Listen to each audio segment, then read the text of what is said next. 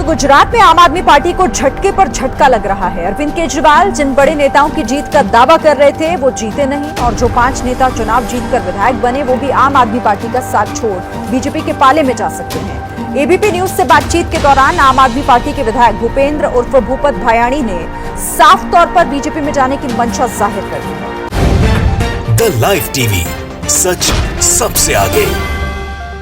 दोस्तों, मैं बात हफीज हूं। गुजरात के चुनाव में जिस तरह से भारतीय जनता पार्टी को एक बड़ी जीत मिली, उसके पीछे लोगों का कहना था कि आम आदमी पार्टी ने खेल बिगाड़ा। आम आदमी पार्टी ने भारतीय जनता पार्टी को जिताने के लिए लोग आरोप लगाते रहे कि वोट काटने का काम किया, वोट कटुआ पॉलिटिक्स करी, कांग्रेस के वोट काट दिए और आम आदमी पार्टी इस तरह से चुनाव जीत गई। जब कांग्रेस का वोट कट गया तो गुजरात के अंदर भारतीय जनता पार्टी को फायदा मिल गया। और अब जाके जब लोग इतने दिनों से कह रहे थे कि ये बी टीम है, पूरी तरह से गुजरात में आम आदमी पार्टी अब बेनकाब हो गई है। कैसे बेनकाब हो गई है आपको जान के हैरानी होगी, और पूरे देश भर में चर्चा है इस बात की। गुजरात में जो 5 विधायक हैं आम आदमी पार्टी के जीतकर जो आए हैं, अब वो भारतीय जनता पार्टी में विलय कर रहे हैं, भारतीय जनता पार्टी में मिलने जा रहे हैं, भारतीय जनता पार्टी में उनका जाना तय हो गया है। विधायक ने कह भी दिया है। यह बात एबीपी न्यूज के ऊपर चल भी रही है, मैं आपको दिखा भी देता हूं। एबीपी न्यूज ने लिखा है गुजरात में आपके 5 पर आंच, भूपत भाई भायाणी, अरविंद केजरीवाल। मैं ये वीडियो दिखाता हूं आपको और आपको खुद समझ में आ जाएगा कि पूरा मामला क्या है, कैसे आम आदमी पार्टी के विधायक भारतीय जनता पार्टी की सरकार का हिस्सा बनने जा रहे हैं। देखिए इस वीडियो को। तो गुजरात में आम आदमी पार्टी को झटके पर झटका लग रहा है। अरविंद केजरीवाल जिन बड़े नेताओं की जीत का दावा कर रहे थे वो जीते नहीं, और जो 5 नेता चुनाव जीतकर विधायक बने वो भी आम आदमी पार्टी का साथ छोड़ बीजेपी के पाले में जा सकते हैं। एबीपी न्यूज से बातचीत के दौरान आम आदमी पार्टी के विधायक भूपेंद्र उर्फ भूपत भायाणी ने साफ तौर पर बीजेपी में जाने की मंशा जाहिर कर दी है। हालांकि आम आदमी पार्टी के बाकी 4 विधायकों पर अभी सस्पेंस बना हुआ है।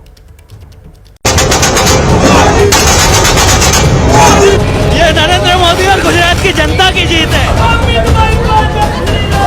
तो दोस्तों, आपने जिस तरह से देखा, और ये बात पूरे गुजरात के अंदर है कि आम आदमी पार्टी के 5 विधायक जो हैं वो भारतीय जनता पार्टी में विलय करने के लिए तैयार बैठे हुए हैं। और अब देश को चौंका देने वाला मामला सामने आएगा कि आम आदमी पार्टी ने एक और राज्य के अंदर अपना विलय भारतीय जनता पार्टी की सरकार में जाके कर दिया। गुजरात के चुनाव का भी 2-3 दिन भी नहीं हुए हैं, परिणामों को थोड़ा तो शायद समय लेना चाहिए था, लेकिन ये तो इतनी जल्दी गए कि लोगों ने कहना शुरू कर दिया है कि क्या आम आदमी पार्टी के जो टिकट वितरण हुए थे वो भाजपा के ही कैंडिडेट को दे दिए गए थे।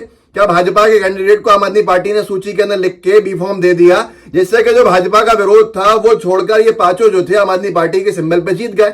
एक बार आपको याद होगा उत्तर प्रदेश के चुनाव में स्टिंग भी हुआ था, कैसे मायावती जी के राइट हैंड से बीजेपी के लोग बात कर रहे थे, और वो वीडियो वायरल भी हो गया था लीक होकर कि हम तय करेंगे कि हमारे किस कैंडिडेट को आप टिकट दें, किस सीट से आपके सिंबल पर चुनाव लड़ेंगे, कैंडिडेट हमारा होगा और हम ही उसके ऊपर पूरा इन्वेस्टमेंट करेंगे और चुनाव जीतकर वो हमारा साथ देगा। ये सारी चीजें आपने देखी थी, लेकिन अब क्या ऐसा ही कुछ यहां पर भी है?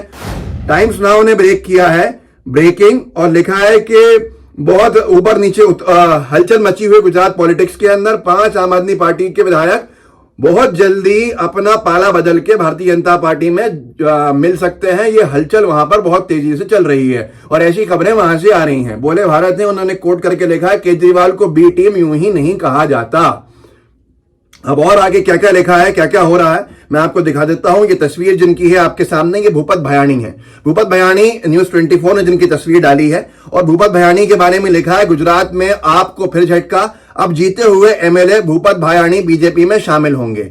ये भूपत भायाणी जीते हुए प्रत्याशियों में से हैं। वैसे तो आम आदमी पार्टी के केजरीवाल साहब ने जिन विधायकों का सबसे बड़ा दावा किया था सब तो हार गए चुनाव, इनके मुख्यमंत्री के फेस भी हार गए, लेकिन अब ये जो जीते हैं भूपत भायाणी के बारे में तो ये कहा जा रहा है, इन्होंने साफ तौर पर पब्लिकली कहा है कि मैं भारतीय जनता पार्टी में शामिल होने के लिए तैयार हूं और मैं कभी भी शामिल हो जाऊंगा। बाकी 4 के बारे में सोर्स हैं, जो लोगों के सूत्र हैं, वो बता रहे हैं कि आम आदमी पार्टी के सारे ही विधायक भूपत भायाणी के साथ बीजेपी में शामिल होंगे, और ये लोग किसी चीज का इंतजार कर रहे हैं या तो कोई इनकी मांगे हैं जो पूरी नहीं हुई हैं। अरमान ने बड़ी अच्छी बात लिखी है इसमें। अरमान लिखते हैं कि अंग्रेजी में लिखा है, और लिखा है कि आम आदमी पार्टी के गुजरात के 5 एमएलए पूरी तरह से जाने वाले हैं भारतीय जनता पार्टी ज्वाइन करने के लिए। यह 5वां राज्य होगा जहां आम आदमी पार्टी ने अपना विलय भारतीय जनता पार्टी के साथ कर दिया। इलेक्शन के बाद, चुनाव के बाद आम आदमी पार्टी का विलय आम आदमी पार्टी के नेताओं का इतनी बड़ी संख्या में विलय हो गया। भारतीय जनता पार्टी में। इससे पहले राजस्थान का पूरा आम आदमी पार्टी का जो यूनिट था वो बीजेपी के साथ विलय कर गया। उत्तराखंड का जो पूरा आम आदमी पार्टी का यूनिट था जो उनके प्रदेश अध्यक्ष के साथ विलय कर गया भारतीय जनता पार्टी में। गोवा का आम आदमी पार्टी का यूनिट था वो विलय कर गया भारतीय जनता पार्टी में। हरियाणा का आम आदमी पार्टी का यूनिट था, एक आई थी, वो विलय कर गई भारतीय जनता पार्टी में। आप खुद बता दीजिए मुझे कि क्या ये वाकई में बी टीम नहीं है? क्या ये अरविंद केजरीवाल वही नहीं है जो शाहीन बाग के अंदर जो प्रदर्शनकारी थे उनसे मिलने के लिए एक बार भी नहीं गए? ये वही अरविंद केजरीवाल जी हैं जिन्होंने सबसे पहले आके तबलीगी जमात पर एफआईआर करने की बात कही थी और फिर एफआईआर हुई और आज उनको चाबी दे दी गई है, वापस कोर्ट में साबित नहीं कर पाए कोई भी चीजें।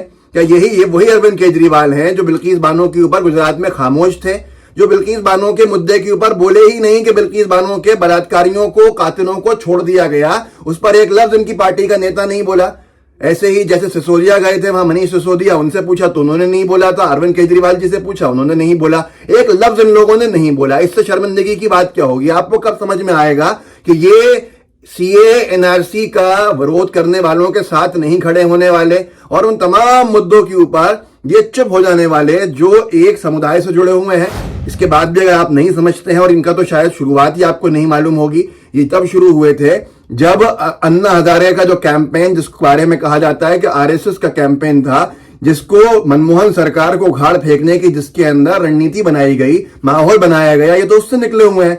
इनके जितने साथी थे, करण बेदी हो या फिर जनरल वीके सिंह हो या शाजी एलमी हो, वो बीजेपी के अंदर ही हैं आज। एक ने बड़ी अच्छी बात लिखी है नीलकमल गेमावत ने, कि जिसमें कहा गया है कि आम आदमी पार्टी को झटका लगेगा, उनके जीते हुए विधायक जो है भाजपा में शामिल होंगे। नीलकमल गेमावत ने लिखा है ये तो होना ही था, बी टीम वोट कटुआ बनकर कांग्रेस के वोट काटकर बीजेपी को सत्ता में फिर से लाने के लिए ही गई थी।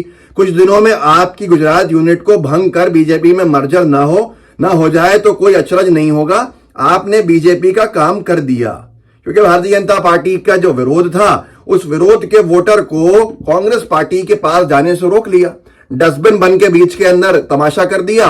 और गुजरात के चुनाव हो या दूसरे राज्यों के चुनाव हो, उत्तराखंड में भी हुआ था, सब जगह पे जब इनका काम पूरा हो जाता है तो इनकी जो इकाई है वो भाजपा के अंदर शामिल हो जाती है। आखिर ये क्या है? आपको खुद अपने दिमाग से सोचना होगा, अपने दिमाग से वोट डालना पड़ेगा। आपको उन लोगों के साथ खड़ा होना होगा जो भाजपा के साथ कभी खड़े नहीं हुए हैं।